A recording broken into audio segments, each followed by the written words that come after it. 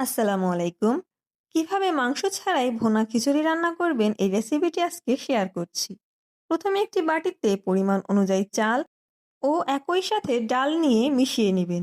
তারপর এটি খুব সুন্দর করে ধুয়ে নেবেন কয়েকবার।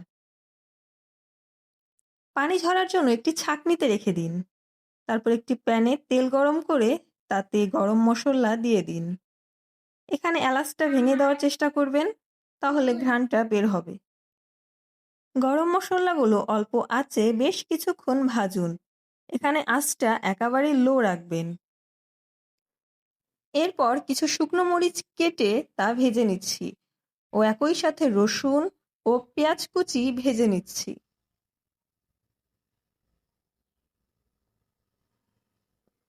এই মশলাগুলো আলতো করে কিছুক্ষণ ভাজবেন।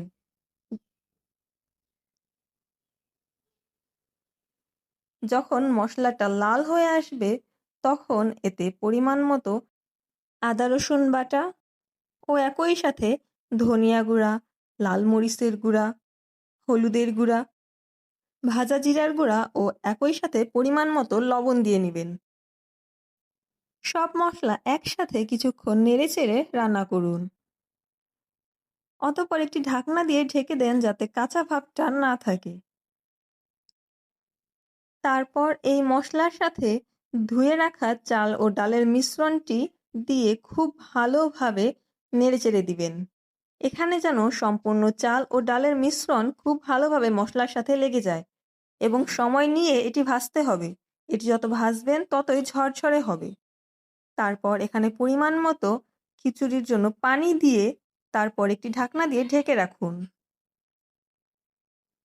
এখানে চুলার জালটা লো থেকে মিডিয়ামে রাখবেন। এভাবে খিচুড়ি রান্না করলে খিচুড়িটি অনেক ঝরঝরে ও মজাদার হয়। তারপর জাল কমিয়ে ঢাকনা খুলে দেখুন খিচুড়িটি হয়ে এসেছে কিনা। পানি কমে আসলে এভাবে একটি খুন্তি দিয়ে খিচুড়িটি খুব ভালোভাবে নেড়েচেড়ে দিন। এ পর্যায়ে জাল মিডিয়াম থেকে লোতে নিবেন এবং সামান্য কিছুক্ষণ এভাবে নেড়েচেড়ে তারপর একটি ঢাকনা দিয়ে ঢেকে রাখুন। তো হয়েই এলো মাংস ছাড়া ভুনা খিচুড়ি।